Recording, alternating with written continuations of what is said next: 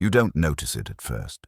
It's quiet, always a step behind, like a second breath.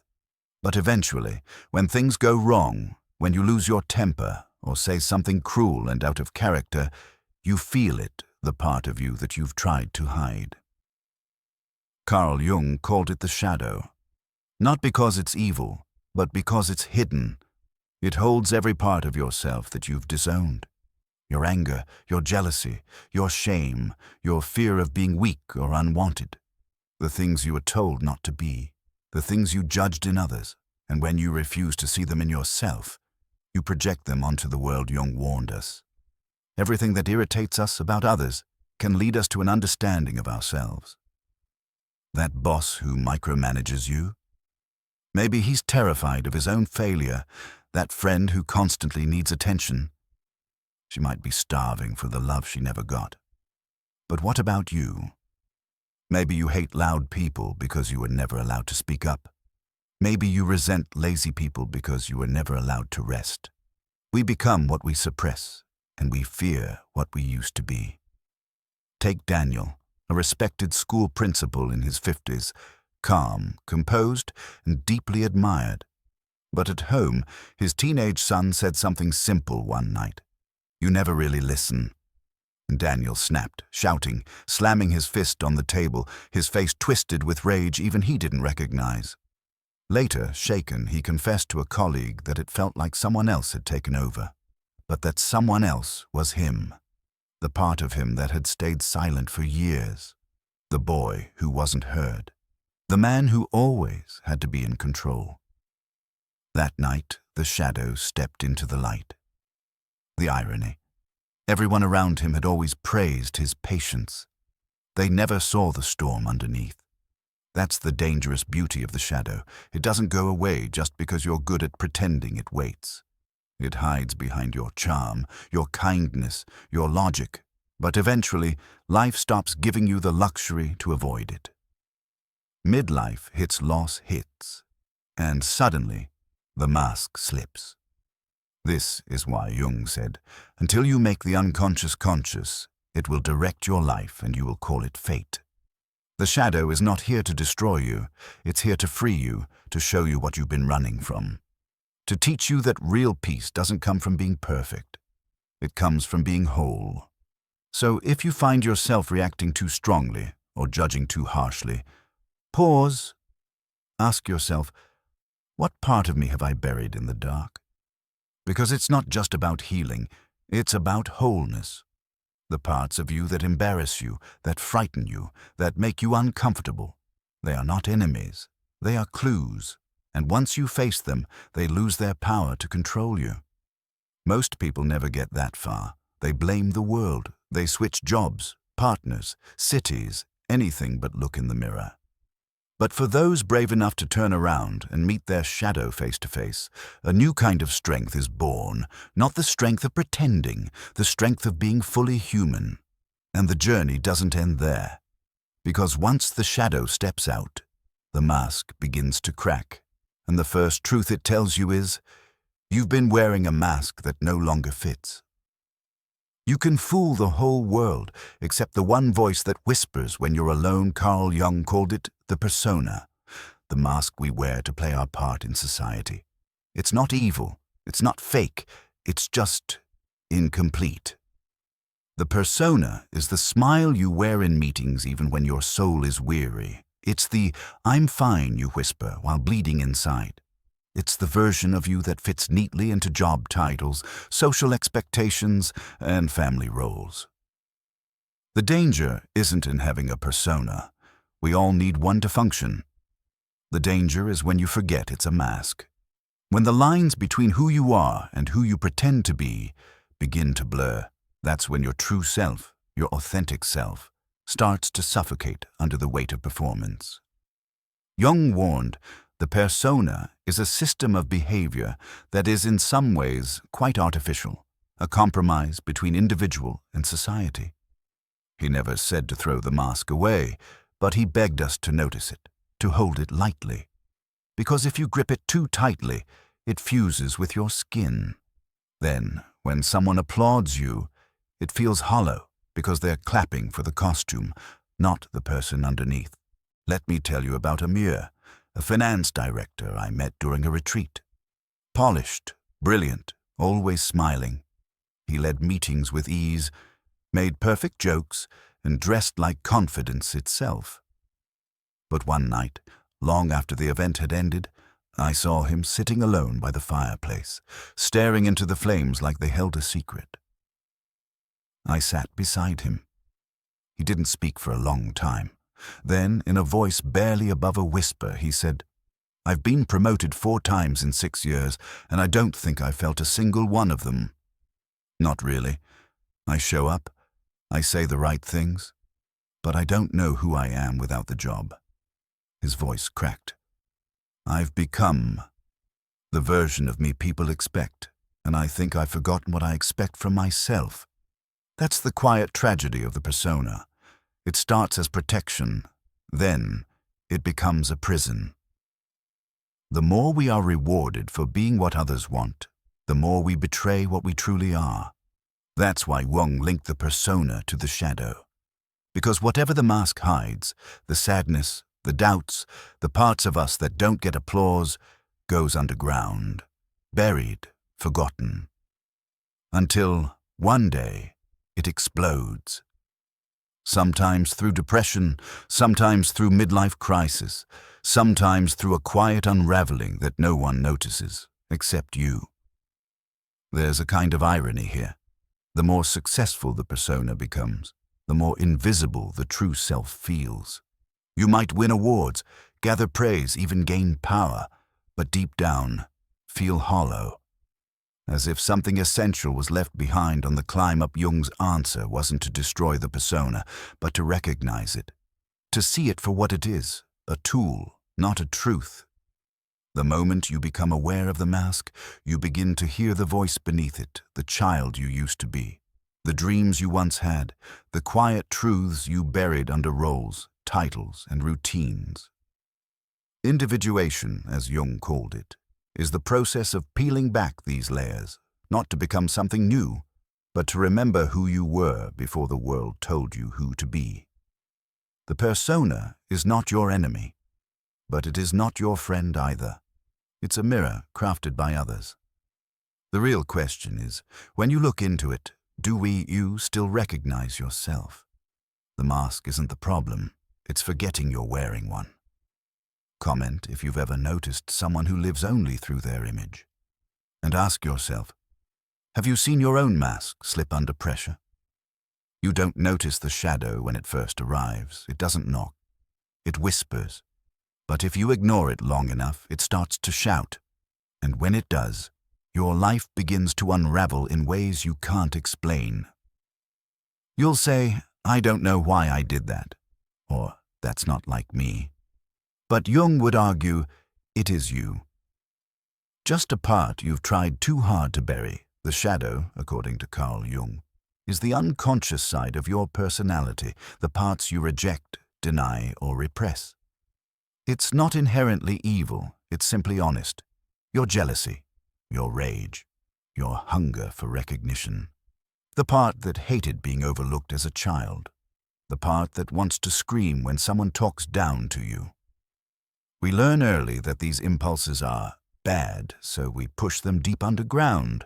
But what lives underground grows in silence, and eventually it breaks the surface. Let me tell you about Paul. Everyone at the office thought Paul was calm, reliable, always in control. But when his junior colleague got a promotion before him, something snapped. He didn't confront anyone. Instead, he began sabotaging meetings, showing up late, withholding updates, passive-aggressively correcting others in front of clients. When asked what was wrong, he shrugged. "I'm just tired." But Paul wasn't tired. His shadow was finally speaking, and it was saying, "You've been overlooked too long, you've swallowed too much resentment, and now I'm done being polite." Carl Jung wrote, "Until you make the unconscious conscious, it will direct your life and you will call it fate." That's what the shadow does. It lives in the basement of your mind, pulling strings while you pretend everything's fine upstairs. You project it onto others. That loud, arrogant guy at the party. Maybe he reminds you of the confidence you were never allowed to express. That woman who speaks her mind. Maybe she mirrors the part of you that's tired of staying silent. But here's the twist. The shadow doesn't only leak out through anger or cruelty. Sometimes it hides in your kindness, in your overgiving, in your exhaustion. Like Claire, a mother of two, who said yes to everything, never asked for help, and prided herself on being selfless. Until one day, she screamed at her daughter for spilling milk. Not because of the milk, but because her shadow had had enough of being ignored. This is the dramatic irony of the human psyche. We think our breakdowns mean we're falling apart, but often they're our first step toward wholeness. The shadow isn't trying to destroy you. It's trying to complete you. It doesn't want control. It wants conversation. And healing begins when you finally sit down with your darkest feelings and ask, "What are you trying to tell me?" The scariest part of shadow work isn't the darkness. It's realizing how long you've denied the truth of who you really are. And yet, when you face it, something remarkable happens. Your anger becomes clarity. Your envy becomes direction. Your shame becomes power. You stop blaming the world and start listening to yourself. Because in the end, the shadow isn't your enemy. It's your autobiography in hiding, your unlived life. And once it starts speaking, your job is not to run, but to stay, to breathe, to listen, because that shadow holds your story. And healing begins not when you silence it, but when you speak with it. What we resist, Jung wrote, not only persists, but grows in size. We don't dream in nonsense. We dream in code. And those who dismiss their dreams as random have simply forgotten how to read their own language. Carl Jung didn't just believe that dreams meant something. He believed they meant everything. He called them the small hidden door in the deepest and most intimate sanctum of the soul. Think about that. While you sleep, your unconscious writes messages in symbol and shadow, delivering truths your waking mind is too afraid or too proud to face. The question isn't, why did I dream that? It's, what part of me is trying to speak? There's a man I know, let's call him Aaron. By day, he's the polished executive, always composed, always professional. No emotion slips through. But night after night, Aaron dreamt of a child screaming in a flooded room. The water always rose, but Aaron never opened the door. He'd wake up sweating, confused, disturbed. "Just a dream," he said. Weird, right? But Jung would have looked deeper. The child was Aaron. The screaming was the part of him he locked away decades ago. The tears he never cried, the fear he never named. And the room? That was the persona, his polished image, that could no longer hold what the shadow was demanding to express. Jung taught that every dream is a conversation between the ego and the unconscious. But it's not a debate, it's a plea. When you ignore your dreams, you're not dismissing fantasy, you're turning your back on yourself. Falling dreams? They often come when we've lost control in waking life. Being chased? That's usually a truth we're avoiding. One that runs faster the longer we flee. Being lost in a dream isn't about geography. It's about identity. Have you ever had a dream where you're looking for someone but can't find them? Sometimes that someone is you. Dreams bypass logic because logic is the gatekeeper of denial, and the unconscious doesn't knock. It slips through the cracks. It uses symbols, myths, animals, strange places, because it speaks in archetypes: the hero, the child, the shadow, the mother, the trickster. You've met them in your dreams before. You've probably played them too. That's the drama of individuation, your journey toward becoming whole. One woman I worked with dreamt of standing in a courtroom, being judged by people with her father's face. Every night. No one told her why she was there, but Jung would have known. It wasn't about guilt. It was about the inherited judgments she carried. The unconscious had dressed her fear in robes and gavels. The dream wasn't punishing her, it was inviting her to reclaim her voice, to step off the witness stand and say, "This courtroom isn't real." Jung once said, "Until you make the unconscious conscious, it will direct your life and you will call it fate." That's what dreams are.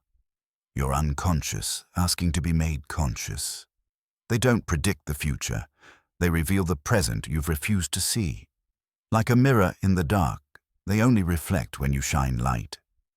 So ask yourself, what image keeps returning when the lights go out? What face appears in the corner of your dreams? What door are you standing before, night after night, but never opening? You might say, it's just stress, or that dream was strange. But what if the strangeness is sacred? What if your soul is sending you letters every night and you've been throwing them away unread? Jung didn't believe the unconscious was a dungeon. He believed it was a library. And dreams were how it delivered books you didn't know you needed. Because once your dream starts speaking, your waking life begins to shift. Comment below if a dream ever haunted you long after you woke up. You don't hate them, you hate the part of yourself you see in them. That's the twist most people never see coming. It's easy to label someone else as arrogant, selfish, needy, or manipulative. But what if they're just reflecting something you've buried? What if the person you can't stand is actually carrying a piece of your shadow, the part of your psyche that you've rejected, denied, or disowned? Carl Jung called this projection, and it's one of the most powerful and dangerous psychological traps we fall into. Because the moment you project, you lose your ability to see clearly. The world stops being what it is and starts becoming a mirror of your unconscious wounds. Jung said, everything that irritates us about others can lead us to an understanding of ourselves. And he meant it literally, that loud co-worker you roll your eyes at. Maybe he reflects your own silenced desire to be heard. That friend who's always asking for help and whom you secretly resent. Maybe she mirrors your own hidden need for care, the need you've taught yourself to suppress. Projection isn't random, it's precise, and it always finds the path of least resistance, through other people. Let me tell you a story. There was a man named Alan, quiet, reserved, and deeply respected at his firm. Everyone saw him as balanced, stable. But there was one person who got under his skin, Devin, a younger employee who seemed to thrive on attention. Devin cracked jokes in meetings, overshared personal stories, and acted like the room belonged to him. Alan couldn't stand him. "He's so immature," he'd say. "So needy." He believed Devin was unprofessional, distracting. But during a coaching session, after weeks of tension, Alan admitted something else. He used to be like that. Once years ago, he'd been loud and full of ideas. But in his early career, he was told to tone it down. Be serious. Be quiet. Over time, he buried that side of himself. He created a persona, the perfect professional mask. And Devin. Devin wasn't just a co-worker.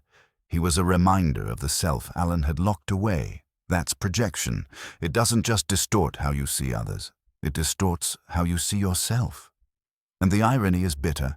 The more you hate something in someone else, the more likely it's something you've disowned. Jung believed that the psyche wants to be whole, and when wholeness is denied, it finds another way. It turns your life into a mirror maze. You'll meet the same traits over and over, in friends, bosses, partners, even strangers on the street, until you turn inward and ask, what am I really seeing? This isn't about blame, it's about reclaiming. Because when you recognize that your reaction says more about you than about them, you step back into your own power. You stop being at the mercy of others and start becoming the author of your emotional world. That's what individuation is. The process of becoming whole, of integrating your hidden parts instead of attacking them in others. But projection won't go down without a fight. It hides in logic, in righteous anger, in perfectly justified complaints. It sounds like, "They just always do this," or "I would never act that way." And yet, something about them keeps pulling at your nerves. That's not coincidence. That's the unconscious knocking. Next time someone irritates you for no clear reason, pause. Ask yourself not just what's wrong with them, but what are they showing me about myself? You might not like the answer, but you'll grow from it, because when you stop blaming others for what you carry inside, you start to reclaim your power. And that's when the healing begins, not through blame, but reflection. It doesn't shatter with a scream. It slips with a whisper. 1 second, you're holding it together. The next, something cracks, and the mask you've worn for years starts to fall, not in private, not in a therapist's office, but in front of everyone. It could be your co-workers, your students, your children. And in that raw, unscripted moment, something happens that your persona never prepared for. You are seen, not admired, and not envied, seen. Jung called this the unraveling of the persona, the socially accepted version of ourselves we build to survive. But the problem with the persona is that it's brittle. It can't carry the full weight of our grief, our exhaustion, our truth. And when life presses too hard, the mask breaks where it's weakest. I once knew a man named Raphael, a respected doctor, always calm, always collected. People called him the anchor of the hospital. But one morning, during a routine staff briefing, he froze. The room fell silent. He was staring at the chart in his hand, but not reading it. His lips trembled. And then, without warning, he whispered, "I lost her last night." His wife had been battling cancer, but no one knew. He hadn't told anyone. He had performed surgeries through it, smiled through it, taught classes through it. But that morning, in front of interns and surgeons, the mask he had worn for months slipped. His hands shook. He cried, and no one looked away. They didn't pity him. They didn't think less of him. For the first time, they truly respected him, not as a perfect leader, but as a whole human being. That was the day Raphael became not just a doctor, but a healer. Carl Jung warned us, the persona is a system of behavior that is partially dictated by society's expectations. But he also cautioned us not to confuse it with our true self. The persona isn't who you are. It's who you thought you had to be loved, respected, or safe. It's the version of you that says, "I'm fine," when you're dying inside the version that smiles in meetings but cries in parking lots. We polish it so well that even we forget it's a mask, until the day it falls. What's haunting is that this fall often happens when we least expect it. A funeral, a promotion speech, a dinner with friends. Something simple becomes the trigger, a question, a scent, a song, and suddenly the real you bursts through. Not to destroy you, but to save you. Because your soul cannot breathe behind that mask forever. And when it does break, there's a strange mix of terror and relief. You're vulnerable, yes, but also, finally, honest. Jung believed that wholeness could only be achieved when we integrate both our light and our shadow, our strength and our sorrow, and that requires the death of the persona. This is why some of the most respected people break down at the height of their success. Because that's when the mask is heaviest. That's when the gap between who they are and who they pretend to be becomes unbearable. The irony is, we fear losing people if we reveal our truth. But more often, people draw closer when they see us unmasked. They recognize their own hidden pain in our tears. They feel less alone. And in that shared vulnerability, real connection begins. So if your mask ever slips in public, don't rush to fix it. Don't apologize for the tears. Don't scramble to explain. That moment might be the most human, most healing thing you've ever done. It won't destroy your dignity. It might be the very thing that deepens it. Ask yourself, Have you ever seen your own mask fall? Comment if you've ever had a moment where your truth broke through the surface, because sometimes the most powerful thing you can do is stop pretending. There are moments in life when you speak, act, or react, and later wonder, who was that? It felt real, but strangely not your own. That's not a mistake. That's an archetype moving through you. According to Jung, buried deep in the unconscious are universal patterns he called archetypes. Ancient psychological blueprints passed down through time. These aren't characters you choose.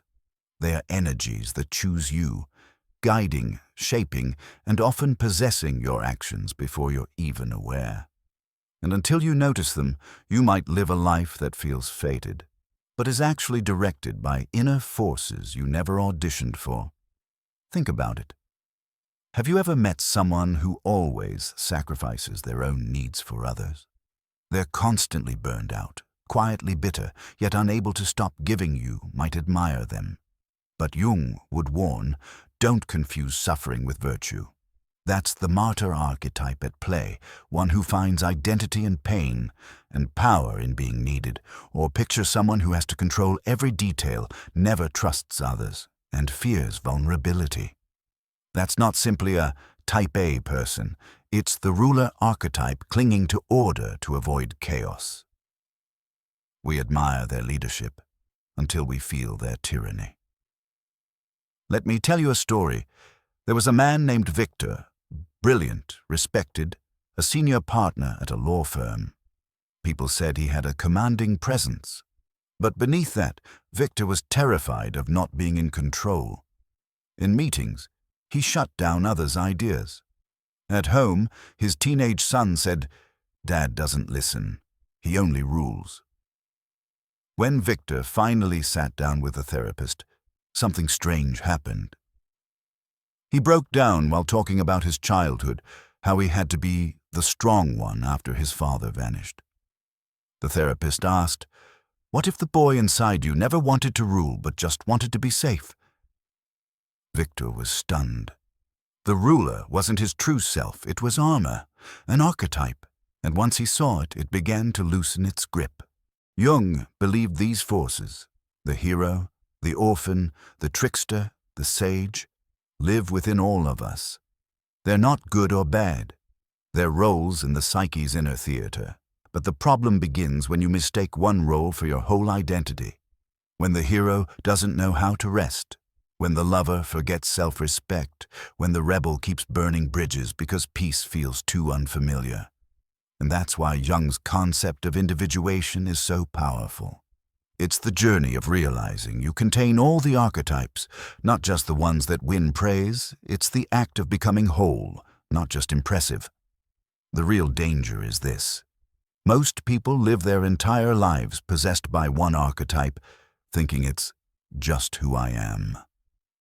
But it's not. It's who you became to survive, to be loved, to belong. And once that need fades, the role must too, or it becomes your prison.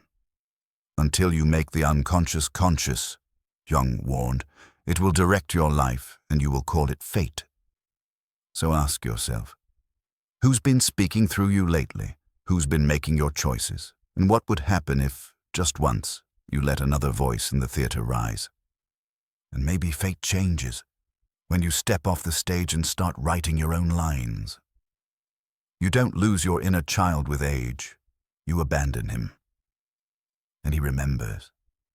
He remembers the nights you cried into your pillow and no one came. He remembers the moments you were told to man up, stay quiet, or stop being dramatic. So he stayed silent, but not still. That child inside you, he didn't die. He just went underground. And now, as an adult, he leaks out in ways you don't expect through your anxiety, your need to control, your terror of being alone. And the more you suppress him, the more he demands to be seen. Jung believed the inner child is not a relic of weakness, but the seed of renewal. The child, he wrote, brings the light of beginnings into the darkness of life. But to find that light, you must first be willing to walk into the darkness where he's hiding. A woman I once worked with, let's call her Samira, was the most capable person in the office. Calm, efficient, never flustered.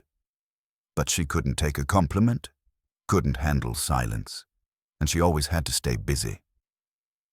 One day, during a breakdown after a minor failure, she whispered, "If I stop proving myself, I don't think anyone will love me." That wasn't her adult voice. That was her inner child, one who had grown up believing love had to be earned. Samira had never questioned it, because the belief didn't live in her thoughts, it lived in her nervous system. It shaped how she responded to praise, to pressure, to kindness. She wasn't broken, she was protecting a child inside her who was still waiting to feel safe. Jung understood this. The divine child archetype, he said, is a symbol of wholeness, not immaturity. The inner child carries your original self, your joy, your openness, your vulnerability. But when the adult self builds walls to survive, walls of achievement, sarcasm, stoicism, the child gets trapped behind them. And here's the tragedy. Many adults walk around thinking they are rational and strong, when really they're just frightened children in grown-up armor. That's the danger of neglecting the child within. He doesn't disappear. He disguises himself in addictions, in perfectionism, in burnout, in your desperate attempts to be enough. Have you ever felt a deep sadness in moments that should have been joyful? Or a rage that made no sense over something small? That's not madness. That's memory. Emotional memory. The kind that never had words. Your inner child doesn't want revenge. He wants recognition. He wants you to stop performing and start listening. He wants to know you'll stay, even when he cries, even when he messes up. Because until that child feels safe, your adult self will never feel truly whole. Think about the last time you overreacted. Was it really about what happened? Or was it about something much older, something you never got to say? Healing isn't about becoming someone new. It's about rescuing the part of you that was left behind. And that rescue doesn't come through logic. It comes through love, through sitting with your discomfort instead of running from it, through rewriting the script that said you're too sensitive into your feelings matter. Because the inner child is not your weakness. He's your waiting room, waiting for you to return, waiting for you to stop pretending you're fine, waiting for the hug no one gave, the words no one said. And until you meet him, no amount of success will feel safe. No amount of love will feel secure. The child doesn't want you to be perfect. He just wants to know you see him. So ask yourself, not as the adult who has everything figured out, but as the child who once just wanted to be held.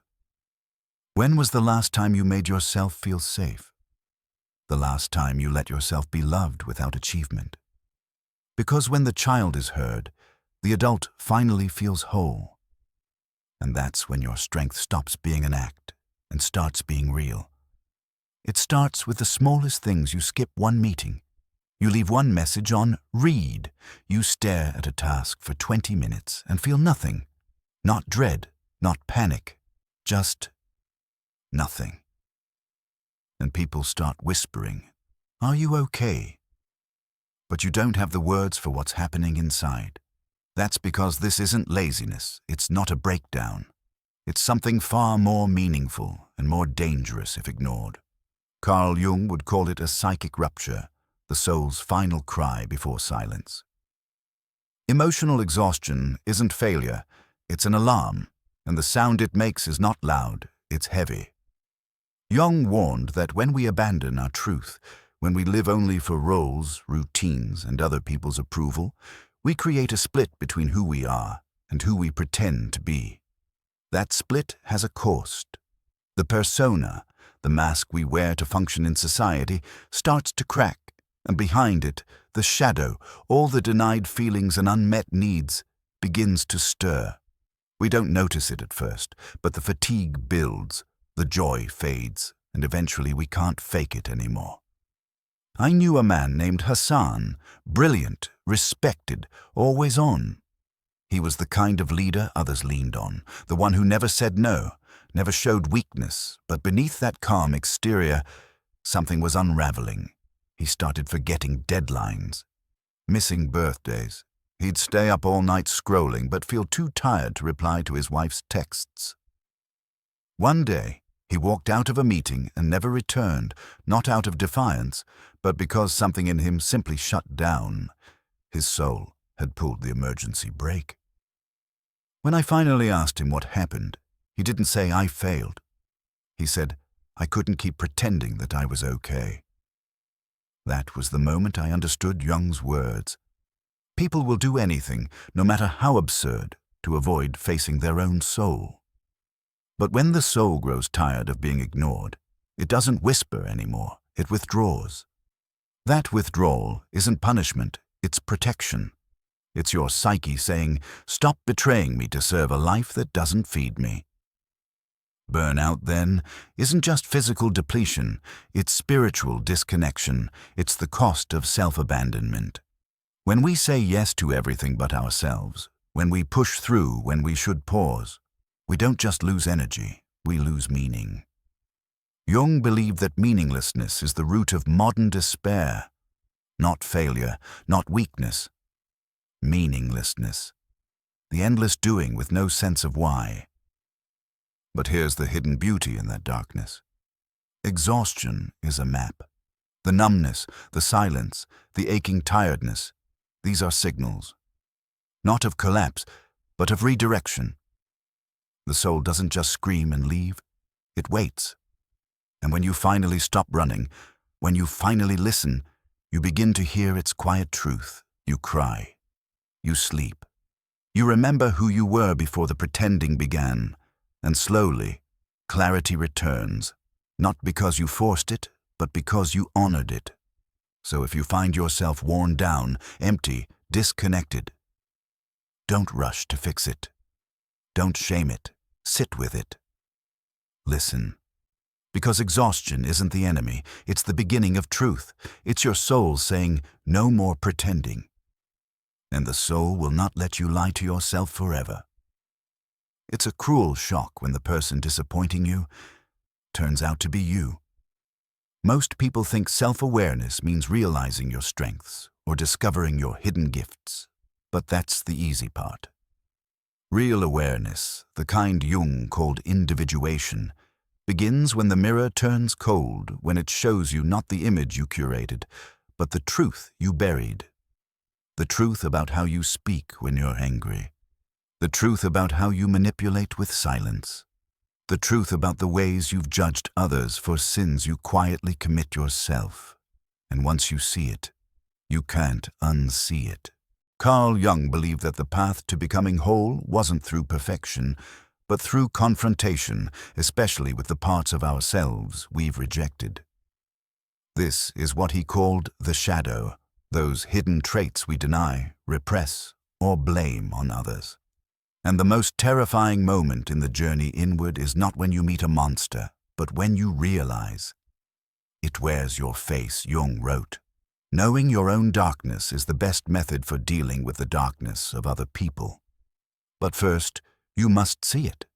Not as a flaw to fix, but as a truth to face. I once met a man named Rehan, an executive, respected, disciplined, articulate. The kind of man who'd scoff at his father for being cold and emotionally unavailable. I'll never be like him, he'd say with pride. Then one day, during a family therapy session, his teenage son turned to him and said, "You don't listen, you just plan your response. You don't see me, you just see who you want me to be." The words hit Rehan like a blade. It was the exact sentence he had once shouted at his own father. That moment didn't destroy him. It awakened him. The mirror had arrived, not in glass, but in the voice of his child. A perfect reflection of what he thought he had escaped. But cycles don't break by accident. They break when someone dares to name them. Jung warned us, what we do not make conscious will direct our lives, and we'll call it fate.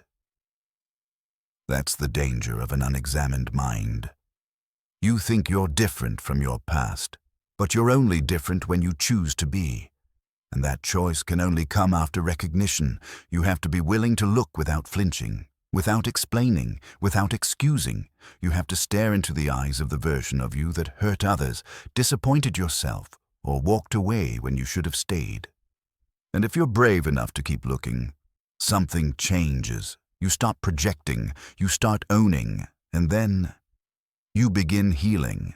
This is why Jung's work is not for those who seek comfort, it's for those who seek truth, because truth is not always kind, it's not always pretty, but it's always necessary. The mirror will not flatter you, it will not protect your pride, but it will reveal the fracture lines and offer you the chance to seal them before they spread. You cannot heal what you refuse to face. You cannot forgive what you pretend never happened. And most importantly, you cannot become whole if you only love the parts of you that are easy to praise. So, ask yourself, what part of you are you still refusing to look at? What would happen if you finally did? Self-awareness sounds beautiful until you actually look, until you see the parts you mocked in others, until you realize you've hurt people in ways you swore you never would. Jung taught that to know thyself is not to discover how good you are, but how whole you are, and wholeness includes your shadow, your wounds, your past. A man once told me he hated his father for being emotionally distant. Then, years later, his own son said the same words back to him. That was his mirror. A painful reflection, but also a gift, because once you see the pattern, you can break it. Jung said the journey to self doesn't begin with light. It begins in the dark, when you dare to see what's been hiding. Most people avoid this. They blame, distract, project. But those who look, those who really look, begin to transform. Because what you face, you can heal. What you name, you can change. And every reflection, Jung said, no matter how dark, is a step toward light. There comes a moment, quiet, strange, almost unsettling, when you realize the life you built isn't the same as the person you are. You look in the mirror, and though the reflection smiles back, something in the eyes whispers, "This isn't all of me." That whisper is not madness, it is the soul remembering itself. According to Carl Jung, the true purpose of life is not success, approval, or even happiness. It's individuation, the process of becoming who you truly are beneath all the roles, fears, masks, and inherited expectations. Jung didn't believe in surface fixes. He believed in wholeness. To him, the psyche is not one solid thing, but a mosaic of opposites, some known, many hidden. Your persona, the social mask, is just one fragment. So is the shadow, the part you hide. The inner child, still aching to be held. The warrior, who fights for your boundaries, the caregiver, who sacrifices. The trickster, who exposes your blind spots. The lover, who longs. The sage, who already knows. Individuation is not becoming one of them, it's realizing you are all of them, and then learning how to live with that truth without shame. I knew a man named Victor, smart, admired, high up in a tech firm. Everyone praised his discipline. But when his mother died, something broke. He couldn't stop crying. He'd show up to meetings with red eyes, distracted, ashamed. His colleagues whispered that he was losing it. But what was really happening was deeper. Victor had spent years perfecting the strong leader persona. He buried his softness, his grief, his longing for connection. But death has a way of tearing the mask off. One day he told me, "I don't know who I am without my schedule, without goals." And I said, maybe that's the beginning, not the end. In the month that followed, he didn't bounce back. He transformed. He joined a poetry group, adopted a dog, spoke openly about burnout. And slowly, he found something that had been buried beneath years of pretending. His real voice, Individuation, Jung said, is a rebirth, but it doesn't begin in light. It begins in darkness, with the death of who you thought you had to be. It's a shedding, not an adding. You stop collecting titles and start collecting truths. It's not clean, it's messy. You'll lose people who only liked your mask. You'll scare parts of yourself that liked the illusion of control. But in return, you gain something far more precious. Inner alignment. Not perfection, wholeness. There's dramatic irony here. Most people spend their whole lives trying to be liked, to be right, to be impressive. And in doing so, they never meet the one person they were meant to know. Their real self, Jung wrote, the privilege of a lifetime is to become who you truly are. But privilege doesn't mean comfort. It means choice, to walk the lonelier road, to stop performing, to confront your contradictions, and to say, I will no longer betray myself to fit in. So maybe the version of you that you've been avoiding, the emotional one, the angry one, the one that dreams of leaving it all behind, isn't the enemy. Maybe he's the missing piece. Maybe the reason you feel like something's wrong is because the false self is dying and the real self is waking up. That awakening is terrifying, but it's also the beginning of everything that matters. The privilege of a lifetime, Jung said, is to become who you truly are. And maybe the version of you you're afraid to be is the one you were always meant to become. It doesn't happen all at once, but one day you look around and something is different. People haven't changed, but your eyes have. You begin to notice the invisible patterns behind their smiles, their anger, their silence. It's as if the masks everyone wears, the personas they've spent years perfecting, suddenly become translucent. You see the friend who always makes the room laugh, yet panics when it's quiet. The boss who boasts about independence but avoids solitude like it's poison. The parent who scolds your every choice but trembles at the idea of being wrong. You used to take these behaviors personally. You'd ask, what did I do? But now, something deeper whispers, this isn't about you. That's when the world begins to look different, not because it has changed, but because you have. Carl Jung wrote, everything that irritates us about others can lead us to an understanding of ourselves. But the opposite is true too. When you begin to understand yourself, you start to understand others. You see the shadow in them, not as evil, but as wounded. You see the mask, not as deception, but as fear. And that's when judgment turns to compassion. You stop reacting and start perceiving. You no longer need to win arguments, prove your worth, or fix people. You simply see them clearly, and sometimes that clarity is terrifying. Because once you see someone's pain behind their perfection, you can never unsee it. There was a man named Jonah who worked in a corporate office, efficient, respected, always composed. But one day, in a simple meeting, someone challenged one of his ideas. He didn't yell, he didn't argue, he froze. His eyes glazed, his hands trembled. Then, without explanation, he excused himself and left. That night, a colleague, Amir, texted him gently. "You okay?" What came next shocked him. Jonah replied with one sentence. "I wasn't scared of being wrong. I was scared of being seen." Amir, who had recently started his own inner work, understood Jonah wasn't weak. He was wearing armor that had just cracked. That crack, Jung would say, is where the light gets in.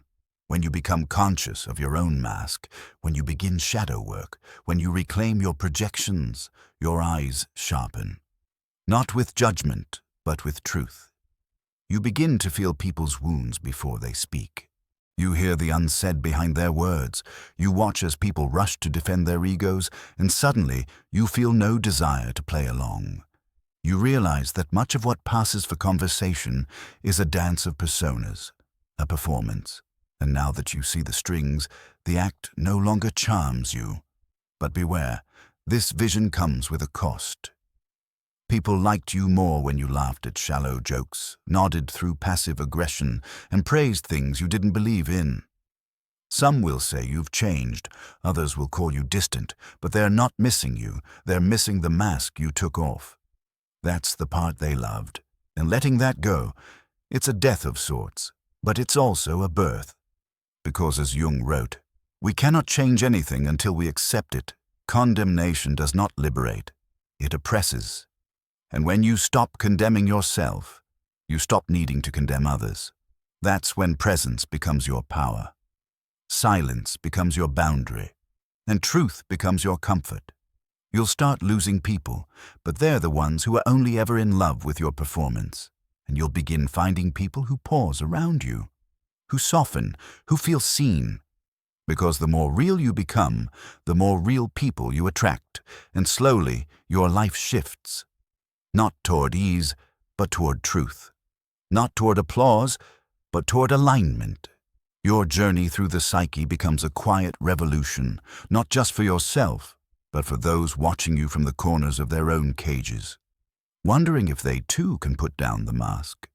They say you're falling apart, that you're overthinking, that you're not the same lately. But what if the truth is far more powerful and far more human? What if you're not losing your mind, but finally stepping into it? The journey inward often begins with confusion. A friend once told me that after a breakup, he started waking up in the middle of the night, heart pounding, mind racing, not from fear, but from a strange sense of recognition. He said, "I don't know what's happening. I feel like I'm becoming someone else." But what he was becoming wasn't new. It was simply undeniable. For years, he played the role of the provider, the protector, the man who never cries, never falters. His persona was perfectly stitched together, but under pressure, the stitches ripped. And beneath them lived someone real, someone afraid, someone angry, someone deeply human. Carl Jung would say he was not breaking down, he was breaking open. You see, the psyche doesn't speak in announcements. It whispers through fatigue. It shouts through misalignment. And when you ignore it long enough, it erupts. The shadow, the parts of yourself you tried to bury, begins to surface. Not to shame you, but to save you. Because those forgotten parts still carry your truth. Jung taught that we meet ourselves time and again in 1,000 disguises on the path of life. Sometimes we meet ourselves through breakdowns, sometimes through dreams, and sometimes through people who trigger us so deeply we have no choice but to ask, why did that hurt so much? The answer isn't always in the other person. Often it's in a long-abandoned version of you. There's a man I used to know, let's call him Malik. Always composed, always admired. A corporate leader with perfect posture and a voice like stone. But after the death of his mother, he began snapping at employees. He forgot meetings. He walked out of boardrooms mid-sentence. People whispered, "He's lost it," but I knew better. He wasn't losing control. His unconscious was demanding to be seen. His grief had unearthed the truth. He'd spent 20 years being who he thought he needed to be, not who he actually was.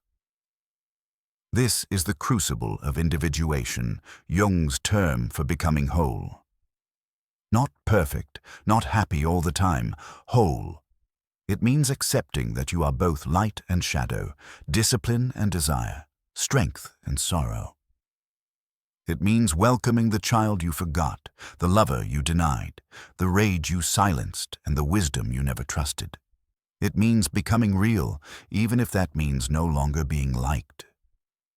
So when your life begins to unravel, don't rush to restitch it. Ask what your soul is trying to show you.